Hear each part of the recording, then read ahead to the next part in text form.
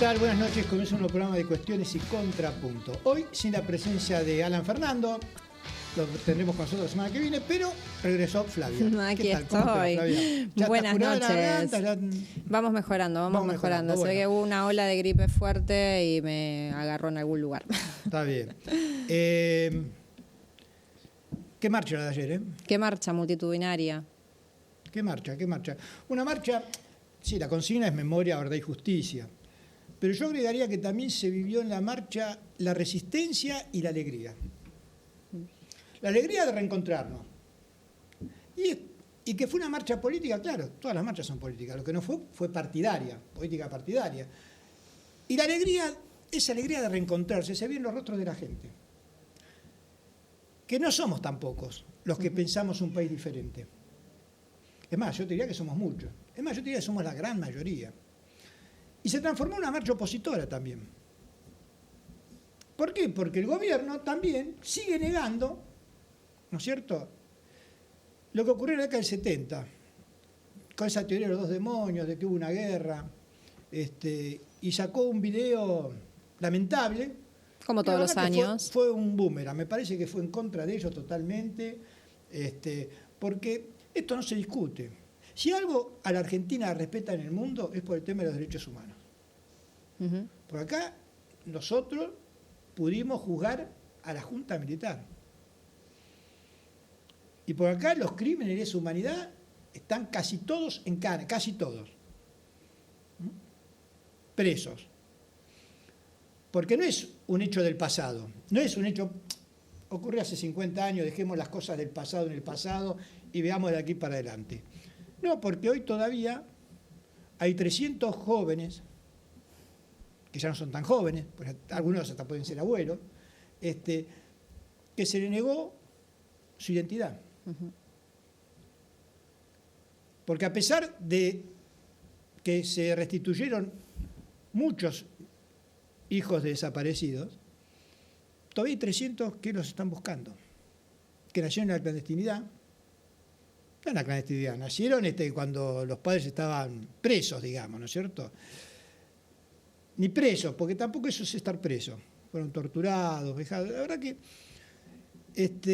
y uno, al menos la gran alegría que yo me llevé ayer fue al ver la familia en la calle. Uh-huh. La gente grande con sus hijos, los nietos. Sí, y los jóvenes. Sí, la cantidad de jóvenes impresionante, la cantidad de criaturas impresionante. Esto, por más mi ley que haya, por más que acá, esto te digo otra cosa, esto está, creo, en el alma del argentino. Nunca más. Lo que ocurrió en el 76, nunca más y es nunca más. Vos fíjate que el gobierno estaba viendo a ver, porque fue una de sus promesas por abajo de la mesa, ¿no?, liberar a los genocidas. Y no lo puede hacer. Un gobierno que caga palo a los jubilados, le saca los medicamentos a los discapacitados, hambrea al pueblo argentino, pero eso no lo pudo hacer. Eso, como te acordás, cuando Macri quiso hacer el 2x1 y salió toda la gente a la calle, es automático, no hace falta ni que te convoquen, salí solo. Y toda esa gente multitudinaria, creo que está buscando y mirando a ver qué dirigente puede interpretar esa sensación. A mí me llamó la atención que lo vi a Massa caminando y la verdad, la gente lo recibía bien. Lo vi también a Kicillof con las madres. Él siempre está en el tema de las madres, no es de ahora, digamos. Y también la gente, porque más allá de los aparatos, más allá de las banderas, vos te das cuenta en el que va por la calle. Porque también la mayoría, la inmensa mayoría de gente que fue por la suya. Y otra cosa, no había un cana, no había un policía, no hubo ningún problema. O sea que cuando hay problemas, es evidente que no lo hace la gente que se manifiesta. Uh-huh. Y esto de la alegría me parece fundamental, ya lo decía Jauretche, ¿no?, que sin alegría no puede hacer nada. Un pueblo triste está derrotado. Uh-huh. Y a pesar de mi ley, a pesar que estamos mal, a pesar que vos ves en lo cotidiano las caras de la gente amargada, con sus problemas, ayer fue un minuto bueno, ¿no?, de recargar pilas. Sí, muy característico del 24 de marzo, ¿no? Siempre es una marcha es la marcha más especial de Argentina, ¿no? Porque es una marcha política, pero es una marcha en donde va todo el mundo. Como que va independientemente de una cuestión ideológica, va todo el mundo, va con su familia, se juntan entre los amigos a coordinar para ir, más allá de las organizaciones que por supuesto también están, pero sí, siempre tuvo un sentido muy, muy familiar y también muy artístico. Veíamos también imágenes de no sé, lugares ahí en la calle, ¿no? En el medio de la marcha, donde también ponían atriles para niños para que hagan sus dibujos de los pañuelos, colorear pañuelos, ¿no? Como siempre, el 24 tiene esa cosa de la unidad, de lo familiar, de la amistad, ¿no? Y respecto del video del gobierno, que ya es una cuestión de todos los años, le hablan a un sector muy mínimo de la sociedad, pienso yo. Yo creo que hasta el apolítico en general, o ese votante que en su momento te votó a Néstor Kirchner, después te votó a Cristina Fernández, pero después te votó a Macri, después votó a Alberto y ahora votó a Milei. Yo creo que a ese sujeto no le importa el tema del 24 de marzo. Pero tampoco eso quiere decir que esté en contra de las madres o abuelas de Plaza de Mayo o que esté a favor del genocidio que se perpetró en nuestro país. Entonces me parece que yo, la verdad que no entiendo para qué lo hacen, porque realmente le hablan a un sector muy, muy minúsculo de la Argentina, que sí, que por ahí con trolls y demás en las redes pueden poner algún que otro comentario, pero realmente esa postura política de estar a favor de la dictadura es muy minúsculo realmente.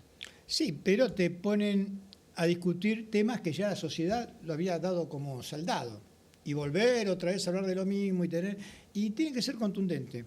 Y repito, la gran mayoría de los que marcharon ayer, yo tengo una pregunta igual con eso. De no vivir nunca bajo una dictadura. Yo tengo una pregunta, ¿quién sale más beneficiado? Cuando todo el tiempo estamos explicando de por qué el número 30.000, por qué decimos que son 30.000. Para mí, el hecho de estar todo el tiempo, todos los años, volviendo a explicar, volviendo sobre el tema, ellos lo ponen en la mesa y me parece que es como, bueno, también es un parte del ejercicio de la memoria, ¿no? Como volver a recordar a la sociedad todas estas consignas del por qué, ¿no? Sí. Me parece que y no salimos perjudicados con eso. Nadie niega el tema del holocausto. Y la cifra de 6 millones nadie la pone en duda. Nadie dice, no fueron 6 millones, fueron 5 millones, 400, 3 millones. No. El holocausto de los judíos en la Segunda Guerra Mundial, en Alemania nazi, fue un holocausto. La cifra de 6 millones, no discutamos más. Ya está.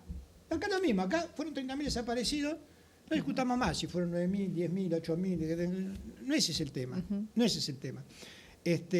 Y la verdad que también cuesta salir a defender a gente que cometió las peores atrocidades. Que torturó, que mató, que como aves de rapiña también se quedaron con bienes. Que afanaron hasta los televisores, cualquier cosa, era un desastre. Era una pandilla, ¿no?, que estaba en el Estado, un Estado que armamos nosotros, fuerzas militares que armamos nosotros, y que fueron pandilla. Mataron, torturaron, se apropiaron de los bebés. La verdad que un desastre. Ahora, ¿fueron al gobierno para hacer eso solamente? ¿O fueron al gobierno para imponer el plan económico de Martínez de Oz? Plan económico que hoy sigue, y no solo sigue porque Milei tiene el mismo plan económico que Martínez de Oz, sino porque también en democracia no fuimos capaces de terminar con la ley de identidad financiera. No lo pudo hacer Alfonsín, no lo hizo Menem, no lo hizo De la Rúa, ni Kirchner, ni Cristina, ni Macri, ni Alberto, y mucho menos Milei. Creo que esa es una duda de la democracia. Yo creo que el próximo gobierno tiene que poner en serio el tema de la identidad financiera, porque si no, no va a poder pasar lo mismo. Ese fue el verdadero triunfo para mí de la Junta Militar, de los milicos, fue el plan económico de Martínez de Oz. Que un país industrializado, un país que fabricaba una variedad de autos increíble para la época. En España la Ford llegó recién a instalarse en 1976 y acá de 1960 ya estaba. Es como dato nada más, ¿no? Cómo era la industria en nuestro país. Bueno, vino a terminar con eso y lo terminaron. Y hoy sufrimos las consecuencias. Vino también para aniquilar lo que queda de la industria argentina. Y con la misma receta, y hasta la misma propaganda, y hasta la misma cifra. Hay un video que circula de Martínez de Dios hablando del 17.000% de inflación de Isabel Martínez de Perón. La misma cifra que dijo Milei. ¿Es casualidad? No es casualidad. Y con nuestros invitados vamos a hablar también del 76, lo que fue el 76, porque digamos, no solo fueron los milicos, fue un golpe cívico-militar, ¿no? Donde hasta el propio peronismo, algunos se borraron, otros hablaban del militar democrático, Balbín también no quiso tomar la posta y se iba a votar a los pocos meses, en octubre de ese año iba a haber elecciones. O sea, acá fue toda una conjunción de cosas, ¿no es cierto? Pero bueno, hoy tenemos dos invitados. Uno de ellos es diputado nacional, dirigente del Partido Obrero, Néstor Pitrola, y el otro es un escritor, poeta, militante, ¿no?, de toda su vida del peronismo, Roberto Coco Zurra. Así que vamos a una pequeña pausa y luego estamos con Néstor Pitrola. Perfecto.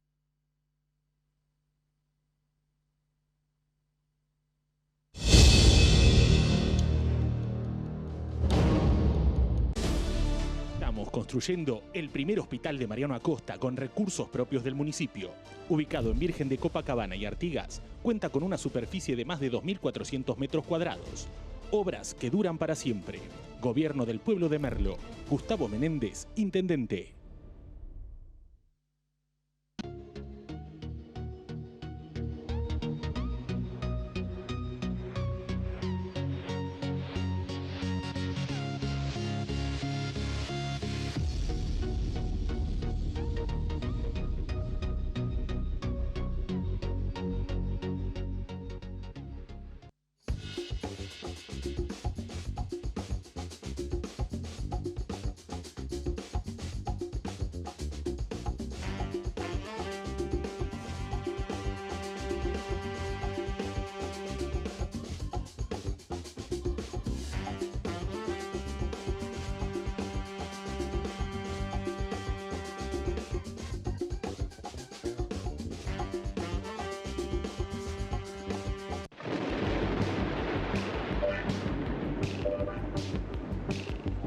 El auto que estás buscando está en Juan Manuel Automotores. En su única dirección, Colectora General Paz 325, Devoto, Lado Provincia. Vení, tu nueva unidad te está esperando. En Pilar contamos con Mimuni, nuestra herramienta digital de atención ciudadana para solicitar turnos, realizar trámites y gestionar reclamos de manera ágil y cercana. Descargate la app o chatea con nosotros por WhatsApp a través de 11 52 38 68 64, las 24 horas del día. También podés acercarte a cualquiera de nuestros puntos Muni de lunes a viernes de 8 a 18 horas y los sábados de 9 a 15 horas. En Pilar seguimos acercando el Estado a todos y todas las pilarenses. Pilar presente con futuro. La renovación de la Ruta 40 contempla el ensanche, prolongación de alcantarillas, iluminación, semáforos y señalización. Reducirá tiempos de viaje y aumentará la seguridad. Gobierno del Pueblo de Merlo. Gustavo Menéndez, intendente.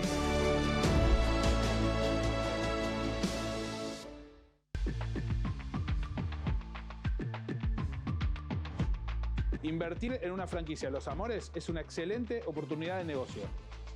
Hace 50 años trabajamos en el mundo del helado para hacer crecer la tradición italiana en Argentina, con calidad, capacitación continua y mucho amor por el cliente.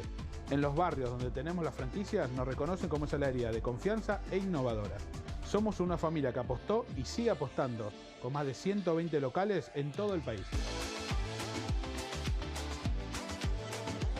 Para abrir una franquicia de Los Amores, hay posibilidades en todo el país. No tenés que abonar el fee ingreso, que es el pago inicial, tampoco por la publicidad institucional. Si sos apasionado por el helado, te gusta trabajar en equipo y brindar un servicio de calidad al cliente, sumate a esta familia con una franquicia de Los Amores, que te permite invertir con rentabilidad. Sin dudas, adquirir una franquicia de Los Amores es un excelente negocio. y te invitamos a sumarte a nuestra gran familia.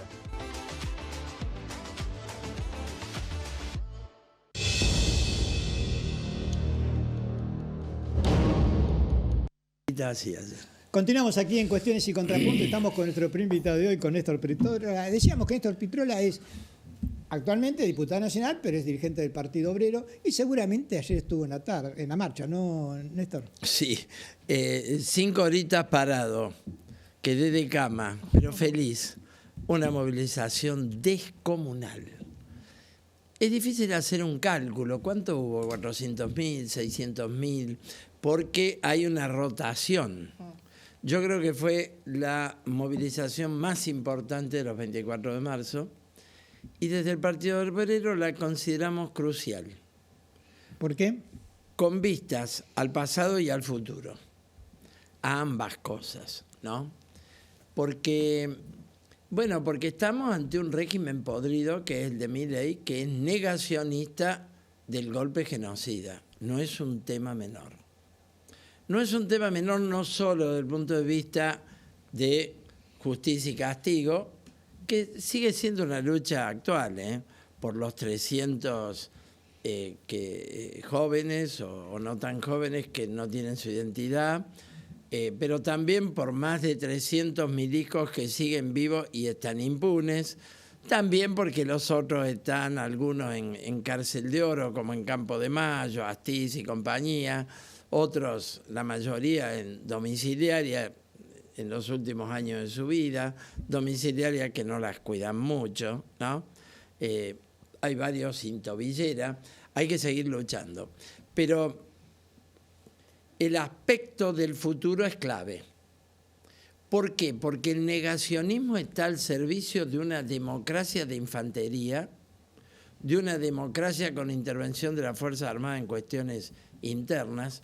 Este muerto político de Adorni anunció hoy que el 10% de las privatizaciones va a ir para comprar armamento. Ya uno piensa por el momento que están del tomate, en un país hundido, ahogado, quebrado, en bancarrota, con las familias que no llegan a fin de mes, que pierden el trabajo y que están endeudadas hasta acá. El tipo dice, vamos a comprar armas. Y dijo que vamos a ganar una guerra, Milei, en la que Argentina no está. Hablando de eso de la guerra, discúlpame, un segundo, ya que vos sos diputado nacional. ¿En el Congreso no van a decir nada al respecto? ¿No va a interpelar a Milei por el tema esto de la guerra? Nos metió en una guerra donde, porque según él, la vamos a ganar, con lo cual estamos en una guerra donde está Estados Unidos, Israel y nosotros. Me la dejaste picando porque el Partido Obrero es una de las únicas fuerzas políticas que plantea el juicio político ya. ¿Hay algún otro proyecto? ¿Han presentado algún proyecto ya Estamos elaborándolo porque hay que meter mucho. Sí, con todas las novedades del caso mucho. Libra. Tenemos ya un proyecto de la diputada Vanina Biasi, no, pero se desactualizó, ¿no? Y nosotros vamos a meter todo. Vamos a meter todo porque ahora va a haber interpelación. El tipo no va a venir, pero hay un pedido de interpelación, lo firmamos. Pero hay que ir al juicio político. Nosotros no estamos contando los porotos a ver si nos alcanzan los diputados para 129. Así nada te va a salir. Obvio. Porque tenés comprado los gobernadores, tenés comprada la burocracia sindical, una serie de actores que están sosteniendo la gobernabilidad de Milei. Los gobernadores mineros, esto y el otro. El Congreso institucionalmente haga algo en contra de la guerra. No estamos en guerra nosotros. Pero lo tenemos que arrancar con el movimiento popular. En la calle, el movimiento popular. Y la cuestión de meternos en una guerra en la que no estamos, por supuesto hay que incluirlo en toda la interpelación y hay que incluirlo en la cuestión del juicio político. Por supuesto, el elemento central es el caso Libra. Por muchísimo menos que eso caen presidentes en cualquier lugar del mundo. Pero acá tenemos en el Congreso todo el mundo haciéndose los tontos. Miran para allá, dice que presente un informe, que se vaya el fiscal Tayano, todo perfecto. Juicio político. Y hay que ir a la calle a plantear esto. Porque yo les digo una cosa, el problema de la salida en la Argentina hay que enfrentar todo el paquete. La ley laboral es esclavista. La cuestión de la deuda nos llevan al 10º default. Cae Donald Trump porque no lo eligen, porque pierde las elecciones en noviembre, entra en el tobogán. Hay muchos que dicen, En noviembre es el principio del fin de Milei. Tienes razón, por supuesto. Como está hoy Trump, noviembre es el principio del fin de Milei. Porque Milei, y con ello la Argentina, está colgada del pincel del Tesoro norteamericano. Bueno, vamos a decir una cosa. Entonces, Hoy, Pintura, discúlpame, en la ONU hubo una votación para condenar la esclavitud como el peor mal de la historia de la humanidad. 3 países votaron en contra de esa resolución. Adivina quiénes Estados fueron. Unidos, Israel y Argentina. Exactamente. Mirá cómo adiviné. Exactamente, digo, más Es que claro, agua. es un alineamiento automático con el genocidio palestino, ahora con las bombas contra Irán, que no me vengan con los ayatolás. Te imaginas, el Partido Obrero con los ayatolás no tiene nada que ver, pero la derrota de Estados Unidos es lo único que puede abrir una salida, un futuro al pueblo iraní, no las bombas norteamericanas para destruir todo y poner una dictadura del estilo de Arabia Saudita, que es una dictadura socia de los yanquis. Vienen por el petróleo, están llenando el mundo de guerras por el problema del petróleo, por la disputa geopolítica.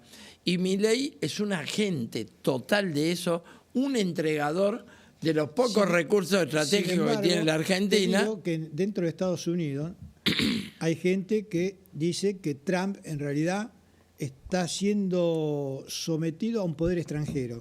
En este caso, a Israel más concretamente. Porque dice que esto interesa más a Israel que a Estados Unidos. Y que se metió en un pantanal, ¿no? Porque, a ver, los persas juegan en primera hace 2500 años contra los griegos. O sea, que viene de su historia, digamos. Y no puedes exterminar a todo un pueblo. 90 millones de habitantes son aparte. Sí, son 90 millones. Lógico. Y cuanto más larga... Le fue mal en Irak, imagínate cómo le puede ir en Irán. Pero eso de que es por Netanyahu tiene una parte de cierto, pero recordemos que bombardeó Venezuela. Y no por ninguna cuestión democrática. Ahora en Venezuela gobierna todo el mismo régimen de Maduro sin Maduro, pero para quedarse con el petróleo. Ahora es un protectorado virtualmente. Venezuela es un protectorado norteamericano. América Latina tiene que ponerse de pie contra esto. Milei es la punta de la ultraderecha en América Latina. Y creo que es un paquete. Hoy tenés glaciares, que es la entrega total del agua para poblaciones enteras en favor de las mineras. Están cerrando empresas e industrias como FATE, hoy ocupada por los trabajadores, una industria de 86 años emblemática, la única que produce cubiertas de camión y de colectivos para todo el país, que es lo que el 90% del transporte de pasajeros y de carga es de esas cubiertas y no las podemos fabricar más. Este régimen no hay que esperar al 2027 para que venga otro gobierno en el 2028. Por eso el Partido Obrero plantea el juicio político, que se vaya Milei, la movilización popular, y hemos repudiado la entrega de la CGT porque para nosotros hay que ir a un plan de lucha y a una huelga general por todos los temas, porque nos quedamos sin sueldo, sin laburo, sin jubilación y sin país. Te interrumpo un segundo, Néstor, porque veo que están llamando al número que ven en pantalla y les pido por favor que se comuniquen con nosotros, que nos dejen sus mensajes, sus preguntas, sus propuestas, lo que sea, a través de WhatsApp por escrito, porque estamos en vivo, entonces no podemos atender llamados. Bueno, hablaste de muchas cosas, democracia, infantería, juicio político, el caso libre, y laboral. A mí particularmente me interesaría saber qué opinan las Fuerzas Armadas de nuestro país con esto de meternos en una guerra que no es nuestra.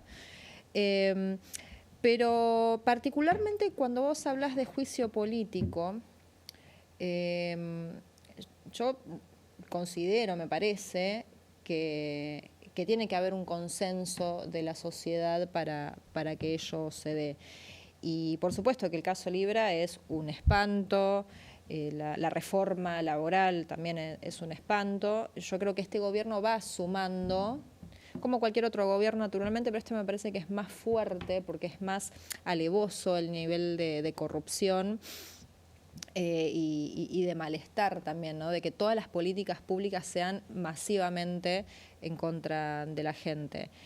Pero también hay una teoría que dice que en la medida que este gobierno siga manteniendo un dólar barato, y ahora también se especula con que 2026 va a ser un año récord en materia de créditos hipotecarios para la clase media, que esto se va a seguir sosteniendo y que la gente lo va a seguir apoyando. ¿Vos cómo ves esto? Mira, el asunto de la revalorización del peso artificial, porque las monedas se revalorizan cuando hay crecimiento económico. Esta revalorización del peso es trucha. Está al servicio de la bicicleta, del carry trade. Una alta tasa de interés y entran en un dólar que aparte baja, entonces se llenan de oro determinados capitales. Eso dura muy poco. Vos fijate que el riesgo país sigue rondando los 600 puntos, no caminó. La inflación que iba a empezar con 0 en agosto pasado, que iba a empezar con 0 en agosto que viene, ahora Caputo dice que va a ser con 1 en octubre y Milei dijo que van a terminar con la inflación en el próximo mandato, al final del mandato. Son truchos. Un día dice que bajaron 15 millones de pobres, otro día dice que bajaron 11, se le quedaron 4 millones por ahí en el bolsillo. No, pero aparte con los millones de pobres arrancó, es una... Hay un... Luis Arijala, creo, en febrero de este año, un corto donde aparece Milei diciendo bajamos 9 millones, y la fecha en que lo dijo, ¿no? Al mes bajamos 10, al mes bajamos 11, al mes bajamos 13, al mes bajamos 15, hoy estamos en 16. Cualquier cosa. Después vuelven a decir 11. Sí, cualquier cosa. Y dice, en la apertura de sesiones, un tema muy vigente hoy por la audiencia de Glaciares, dice en la apertura que va a haber 1 millón de puestos de trabajo de la minería.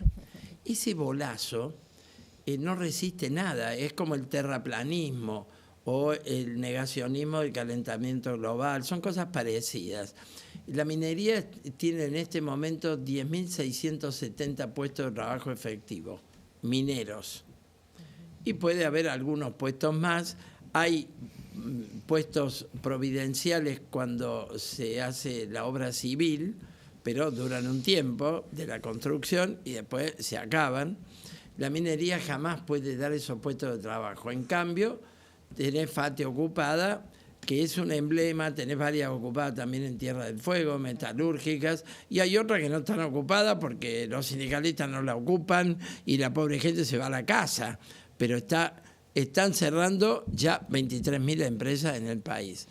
Yo creo que no hay un consenso social con este gobierno. Creo que hay un cierto giro político hoy en la población y creo que está muy sostenido por el default de la oposición.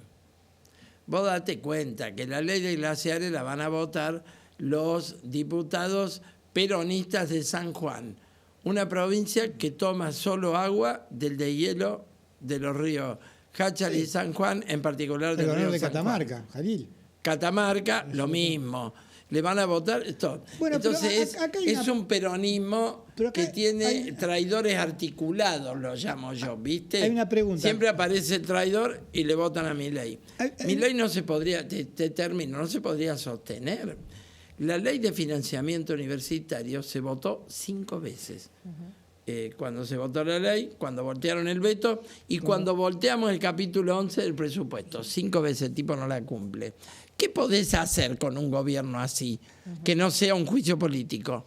Todo esto lo vamos a poner en el juicio político. Vos hablás de los gobernadores, más allá de la cuestión ideológica, de los que son peronistas o no peronistas, uno también observa que uno está de acuerdo con el federalismo, pero me parece que más que federalismo vamos a un provincialismo que balcaniza a la Argentina. Bueno, es una mirada.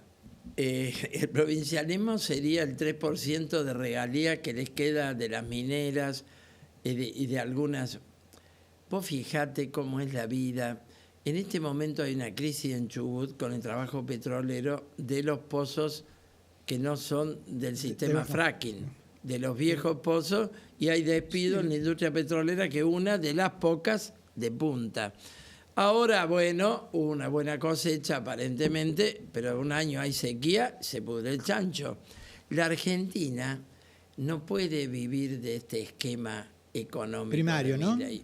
Entonces, ahora quiero poner de relieve que lo han apoyado todas las cámaras empresariales, incluida la UIA y todo lo demás, con la reforma laboral. La misma que Lo apoyaron, bancan. la misma que apoyó en el golpe del 76. Por supuesto. Entonces no hablemos del modelo. La Unión Industrial no es industrialista cuando se va a atacar a los trabajadores. El golpe del 76 fue para acabar con el gran proceso obrero que inició el Cordobazo.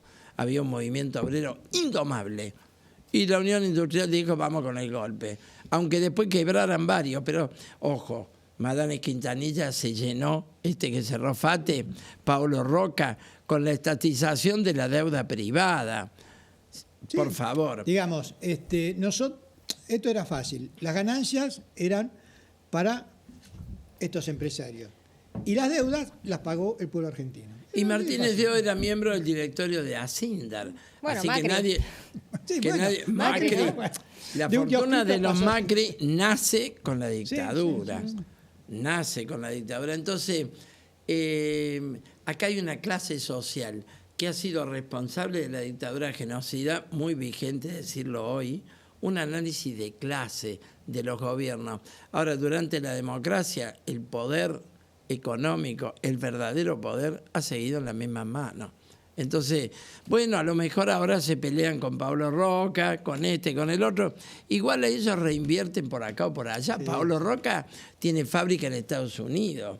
Es decir, sus perjuicios son relativos. Madame Quintanilla cerró FATE, 920 familias, pero tiene Aluar, tiene problemas con Aluar, es dueño de parques eólicos. Es uno de los hombres más ricos de la Argentina. La fortuna número 12.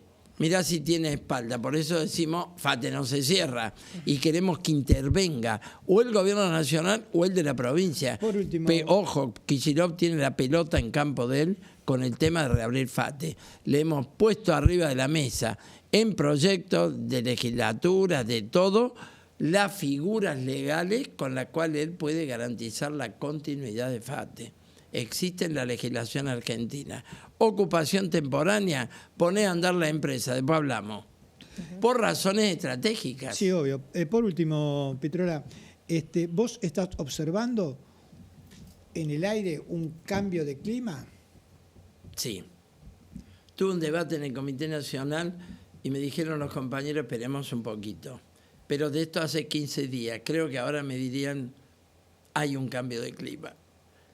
Un comienzo, es incipiente, hay que ver, porque eso tiene que tener una traducción política, hay que unir las causas populares, discapacidad, jubilados, pediatría, universidad, glaciares, tenemos que unir. Ayer vi una imagen en la marcha, que por estas cuestiones, una columna del Frente Renovador de Massa, con una columna, se encontró con una columna del movimiento al socialismo, no, movimiento al socialismo.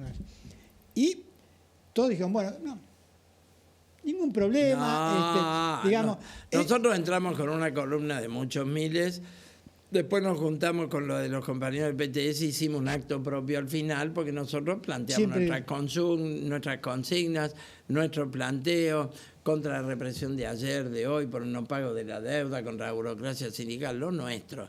Pero nosotros vamos fraternalmente, y es un día de fraternidad en la lucha. Nosotros nos vienen jodiendo en estos días porque está para arriba el Frente de Izquierda en las encuestas y nos vamos a unir con el peronismo. No, nosotros no nos vamos a unir. Pero en la lucha y en la calle no le pedimos el carnet a nadie. Obvio. Gracias por haber venido. Al contrario, gracias a ustedes. Vamos a un corte y en un minuto continuamos con más cuestiones y contrapuntos.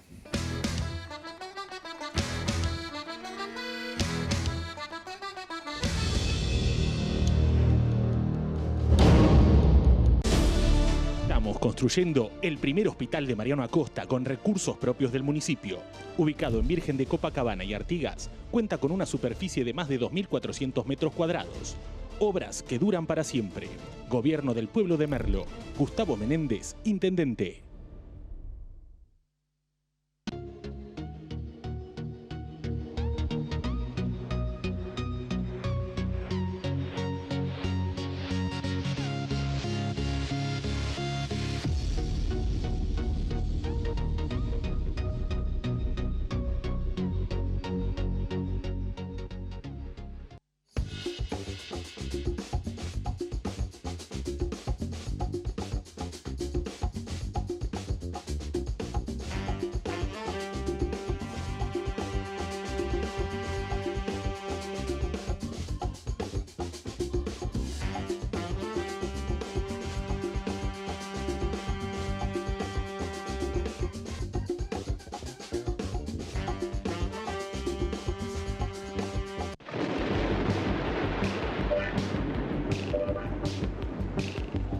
El auto que estás buscando está en Juan Manuel Automotores. En su única dirección, Colectora General Paz 325, Devoto, Lado Provincia. Vení, tu nueva unidad te está esperando. En Pilar contamos con Mimuni, nuestra herramienta digital de atención ciudadana para solicitar turnos, realizar trámites y gestionar reclamos de manera ágil y cercana. Descargate la app o chatea con nosotros por WhatsApp a través de 11 52 38 68 64. Las 24 horas del día. También podés acercarte a cualquiera de nuestros puntos Muni de lunes a viernes de 8 a 18 horas y los sábados de 9 a 15 horas. En Pilar seguimos acercando el Estado a todos y todas las pilarenses. Pilar presente con futuro. La renovación de la Ruta 40 contempla el ensanche, prolongación de alcantarillas, iluminación, semáforos y señalización. Reducirá tiempos de viaje y aumentará la seguridad. Gobierno del Pueblo de Merlo. Gustavo Menéndez, Intendente.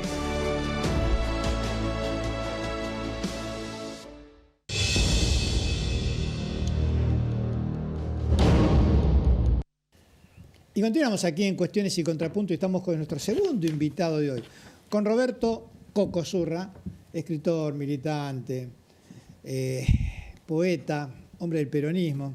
Y también, ¿no?, me dijo fuera de micrófono, ¿no es cierto?, ciencias políticas, ¿no? Profesor, querido, soy docente. Profesor docente de ciencias políticas. Coco, vamos a hablar del día de ayer, pero quisiera preguntarte primero, ¿cómo viste vos el 24 de marzo del 76? ¿Qué estabas haciendo? Nosotros nos fuimos de un plenario que hicimos ahí en Bartolo, en la calle Bartolomé Mitre, al 3000 y pico ahí, a una cuadra de donde fue ese incendio de Chabán, ¿viste? Que sí, donde 198 pibes. Sí, en el 11. En el 11. Ahí teníamos la sede central y nosotros nos fuimos sabiendo que se venía el golpe.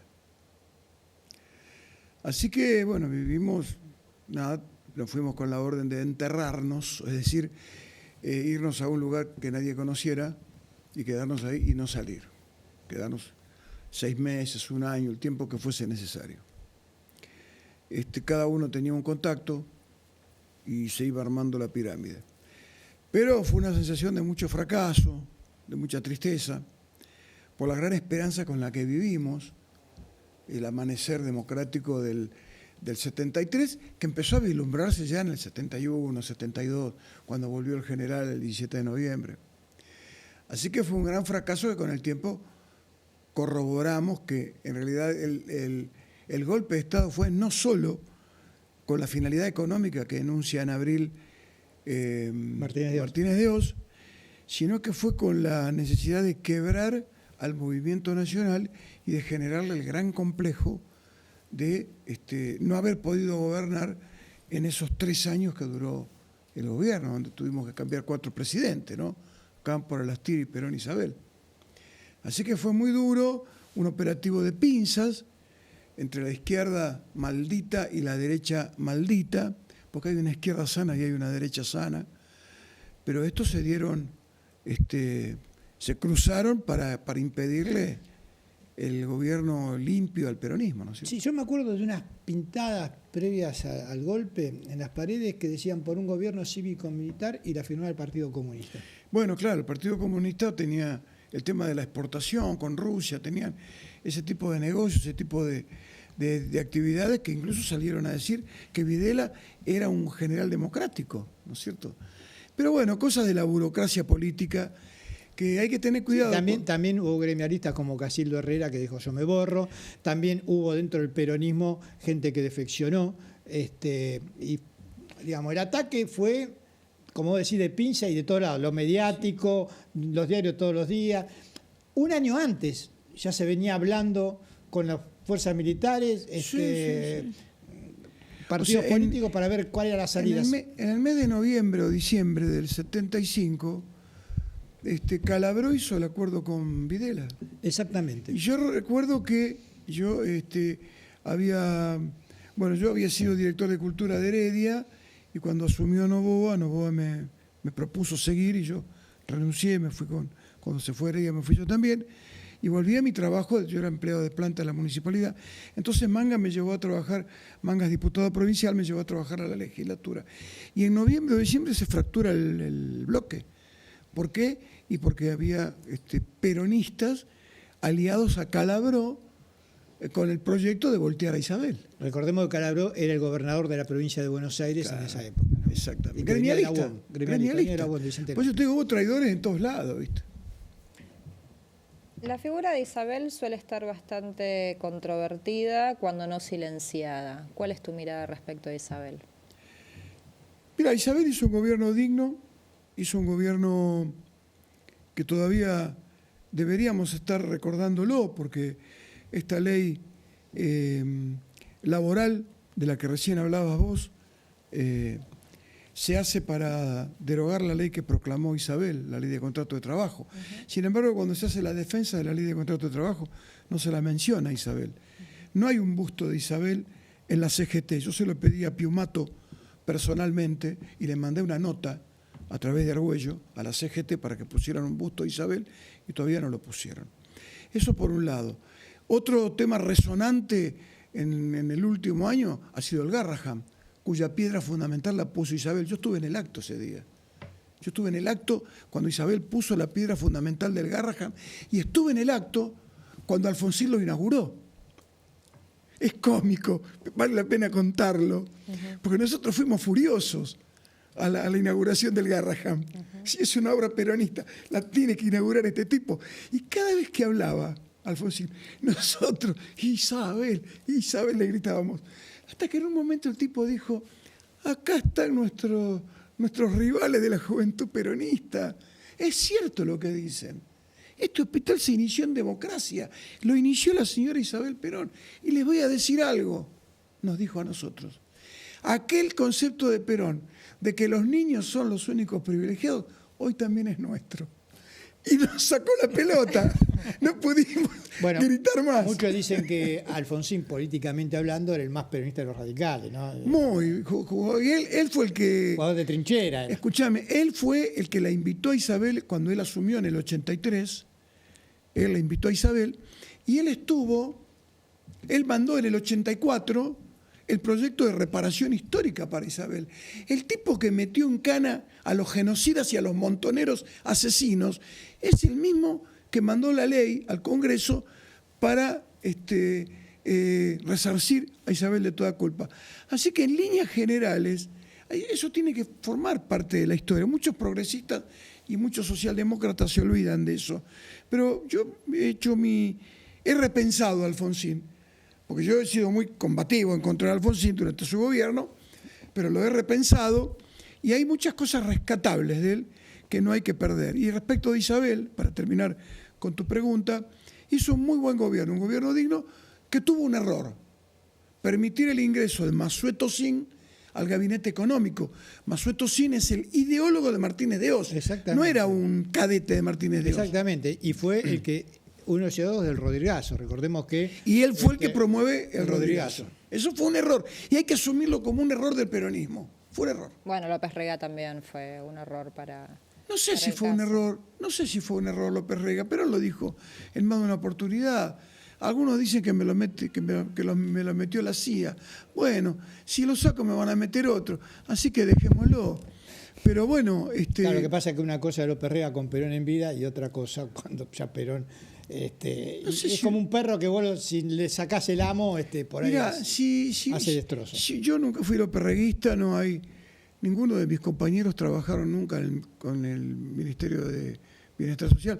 No hay ninguna foto de ninguno de mis compañeros con López Rega. No vino nunca a hacer una charla para nosotros. No hay ninguna nota nuestra firmada en las bases. Quiero decir que no hay ninguna relación con López Rega. Pero si nosotros tenemos en cuenta de que fue secretario de Perón y después secretario de Isabel, que fue ministro de Bienestar Social, y además le queremos creer que fue el creador de la AAA, tenemos que suponer que tenía una cabeza más grande que la de Napoleón, un tipo como eso. Yo personalmente no creo que haya sido así. Creo que López Rega no fue tan inteligente y creo que la AAA es una una creación de las 3 Fuerzas Armadas. Estoy convencido de eso. Nadie podría armar un aparato en 2 años, porque López Rega asume en mayo del 73 y se va en julio del 75. En ese periodo no se puede armar un aparato de inteligencia, de logística, de infraestructura, de personal, tan prácticamente perfecto como fue la AAA. Creo que la AAA fue una creación y que López Rega quizás participó. Quizá participó algún otro también, civil, algún otro funcionario. Eso no pongo la mano en el fuego por nadie. Pero me parece que asignarle a él la creación de una cosa así, me parece que darle más importancia de la que tiene intelectualmente hablando. 50 años después, ¿estuviste ayer en la marcha? Sí, claro. Estuve y fuimos para curiosear. Nos metimos en la Universidad de las Madres, Sí. ¿no? Estábamos con Cristina Heredia, con Ana Luz Valor, con el Gordo Colia, con el hijo de Lorenzo Pepe, un montón de compañeros. Nos metimos y bueno, ahí sacamos algunas fotos y todo. Y después no pudimos salir. ¿Por qué? Porque venía Axel. Así que lo vimos pasar, estuvimos ahí.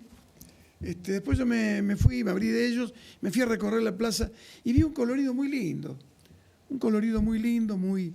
Es una fecha que hay que respetar. Yo personalmente no es celebratorio. El 24 de marzo es una fecha que está en negro en el almanaque, pero la sociedad lo ha tomado así y uno tiene que respetar a la sociedad. La sociedad lo ha tomado así, lo celebra. No. Creo que celebra el reencontrarse, el verse las caras, el estar en comunión, digamos, frente a una política y a un gobierno que exacerba el individualismo y la meritocracia. Encontrarse las familias enteras en las calles. Sí. No, y además las calles son nuestras, un gobierno digamos. negacionista también. Un gobierno negacionista. Creo que esa era la alegría que uno veía en los rostros de gente que seguramente está pasando por momentos bastante, como está pasando por Argentina, ¿no es cierto? Luchar para llegar a fin de mes, pagar las deudas. Pero ayer nos encontramos, nos reencontramos. Y algo que vos dijiste en el bloque anterior, la gente fue sola. Yo viajé en subte. Yo vi el subte hasta la manija. Terrible. Cantando la marcha, gritando, haciendo escenas de teatro en el mismo subte. Bueno, la gente contenta. Cosa que, fue como el desahogo, ¿no? Un poco salvando las grandísimas distancias, pero como un poco esa sensación de cuando fue el Mundial del 78 y que la gente salió a la calle desbocada porque era el primer encuentro, digamos. Parece que el 24 también cumple mucho esa función, ¿no? De que cada uno está... Porque uno no puede ir a todas las marchas por el Garrahan, por las personas con discapacidad, con los jubilados, que la ley laboral... Digo, también hay una política un poco de shock en ese sentido, de abrir un montón de frentes a la vez, y el 24 es como que se unen todos y se reencuentran, ¿no? Y además el 24 tiene la característica que es horizontal, no es una marcha partidaria. Yo fui con una remera mía que tiene la imagen de Perón. Me encuentro con un joven, muy joven, adolescente, que decía ingleses y una puteada inmensa, no sé de cuántas palabras. Bueno, pero entonces también... me dice, compañero, es más o menos lo mismo. Una cosa muy piola del pibe. Yo recuerdo otros 24 de marzo, anteriores a 2003, por ahí por 2003, donde... cuando íbamos con la remera de Perón había un par de insultos, o como que no éramos bienvenidos. Yo siempre voy con la remera de Perón y nunca será porque soy viejo, nunca será que voy con el bastón, nunca nadie me dijo nada. Al contrario, a mí me lo han celebrado, he visto otros con remera de Perón, pero bueno, es un... No, es que hay una cosa que es cierta, digamos. El peronismo durante casi 2 décadas miró el tema de derechos humanos medio de costado. El peronismo no integró la Comisión de Derechos Humanos. Por eso estoy diciendo, medio de costado. Yo me acuerdo de una charla que tuve con Mario Cafiero, mirá, en el año 99. Y hablábamos de estas cosas. ¿Por qué si la mayoría de los desaparecidos eran peronistas, por qué el peronismo no toma este tema? Y esa es la discusión que había. Aunque no hubiese sido la mayoría. No, pero digo, teniendo la mayoría, claro. De la misma manera que los delegados en AFABRI, los cantidad de obreros desaparecidos, es impresionante. Digo, ¿por qué la CGT no toma este tema? Y el movimiento peronista, ¿por qué no toma este tema? Y hay que reconocer que lo comenzó a tomar cuando vino Néstor al gobierno. Sí, claro. Eso hay que reconocerlo y fue natural, digamos. Digamos, porque claro. esto también habla de que las cosas no son tan lineales, ¿no es cierto?, Sí, en nuestro sí, país. totalmente. Y me parece que ayer lo que quedó bien marcado en las calles fue que, bueno, acá estamos nosotros. Acá estamos nosotros, no estamos derrotados, y no estoy hablando partidariamente, digamos, la gente fue gente de distintas ideologías, digamos, pero cada uno se veía eso. No estamos derrotados. Y por supuesto fue una gran marcha opositora, obvio. Ojalá obviamente. se tenga ese concepto. El único día, la única jornada en la que el pueblo puede actuar de conjunto, que es la jornada electoral. Si nosotros logramos consensuar una fórmula que integre a las mayorías, que sea representativa de las mayorías, creo que el 27 recuperamos el poder. Sí, lo interesante es ¿para qué? Sí, bueno, el acuerdo tiene que ser programático. El acuerdo nacional, el acuerdo provincial y el acuerdo municipal. Y cuando te digo programático, voy a decir algo que no sé si voy a poder volver a 3 de febrero después de decir esto. Pero yo creo que el peronismo tiene que buscar un acuerdo con los liberales. Yo creo que los partidos fundacionales de la política argentina son el Partido Unitario y el Partido Federal. El Partido Unitario deriva después en el liberalismo que crea Rivadavia y el Partido Federal deriva después en el irigoyenismo y en el peronismo. Yo creo que tradicionalmente hablando, bueno, durante el kirchnerismo ocurrió, en el nuevo siglo ocurrieron 2 hechos sustantivos que algún día desarrollaremos con más tiempo. La aparición del progresismo en el gobierno y la aparición del liberalismo. Por primera vez en la historia se consagró un presidente liberal en elecciones limpias, que fue Macri. Antes en la historia nunca había un presidente liberal electo. Confesadamente liberal. Y tipo, ganó diciendo soy liberal. Bueno. El país está lleno de liberales. Cámpora sacó el 49,5, hubo un 51,5 que no lo votó. Bueno, entonces yo creo que tenemos que empezar a hablar. ¿De qué tenemos que empezar a hablar? De los problemas comunes. Y yo creo que tenemos que buscar a esos liberales con los que tenemos coincidencias en algunas cosas. Yo esto lo hablé con un amigo mío, muy libertario, tremendamente libertario, y me dijo, ¿en qué podemos ponernos de acuerdo? Te estaba por hacer esa misma pregunta. Y yo le dije, y te pregunto a vos, suponete que vos sos la libertaria. Ponele, juguemos a eso. Dale, me presto. ¿Vos estás de acuerdo con que limpiemos el riachuelo? Sí, por supuesto. Bueno, yo también, anotá. Pero yo no soy libertaria. Anotá, le dije a mi amigo, anotá. Ahí tenés un tema. Digo, es un tema universal, ese, bueno, ¿quién va a estar en contra de eso? Pero tenemos que buscar cuestiones comunes, porque no todos los libertarios son enemigos de la obra pública, no todos los liberales son enemigos del Estado, no todos los liberales se van a enfrentar con los discapacitados, con los docentes. No creo que todos sean así. Bueno, tenemos que buscar puntos de coincidencia, porque si no esto termina en una guerra civil. Bueno, esto que vos decís, a mí me ha pasado varias veces, sobre todo de viaje, en donde me da la sensación de que cuando nos ponemos a hablar con personas con distintas ideologías o distintos posicionamientos políticos partidarios, cuando nos ponemos a hablar de los problemas de la educación, llegamos a conclusiones, llegamos a coincidencias. Cuando nos ponemos a hablar de inteligencia artificial, de qué está pasando con las nuevas tecnologías, digo, como hay un montón de cosas que decís, che, la verdad que no somos tan distintos. La lucha contra las adicciones. Por ejemplo, cuestiones de salud mental y demás, sí. Pero me da más la sensación de que por ahí, por abajo, sí, uno puede ver y dialogar estas coincidencias, pero que en el plano de arriba de lo político profesional esto no estaría sucediendo.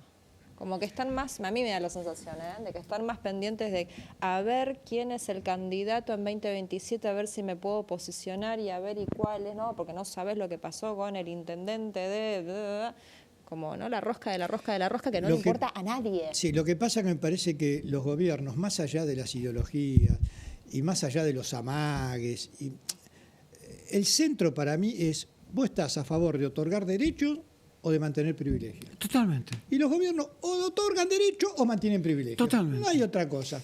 Entonces, ahora, estamos de acuerdo, ¿qué derechos son los que hay que otorgar, los que están faltando? Claro, y en eso, trabajemos en eso. Yo creo que hay que trabajar, hay que buscar coincidencias en eso. Coco, gracias por haber venido. No, gracias a ustedes por invitarme. Y a ustedes también por habernos permitido entrar en sus hogares. Nos vemos la semana próxima, miércoles, 21 horas, para más Cuestiones y Contrapunto. Han sido ustedes muy, pero muy amables.